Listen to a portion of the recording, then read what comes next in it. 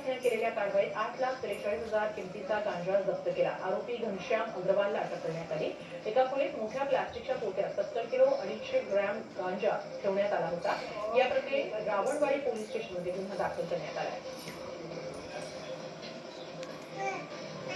अबे तुला वर्ष झालं नाही, तू अजून पाहिला तर डायरी यार तू.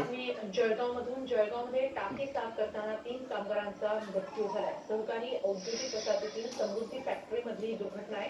टाकीमधील गाळाचा अंदाज न आल्यानं ही दुर्घटना घडल्याचं समोर आलं. रवींद्र उर्फ गोटू झगडू कोळी, दिलीप अर्जुन सोनार आणि मयूर विजय सोनार अशी मृतांची नावे आहेत. 3 दिवसांपासून ही कंपनी बंद होती, यामुळे टाकीमध्ये गाळ साचला होता.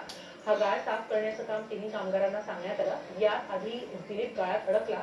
त्याला सोडवण्यासाठी इतर 2 जण गेले असताना ते देखील यात अडकले आणि यातच गुदमरून या 3घांचा मृत्यू झाला.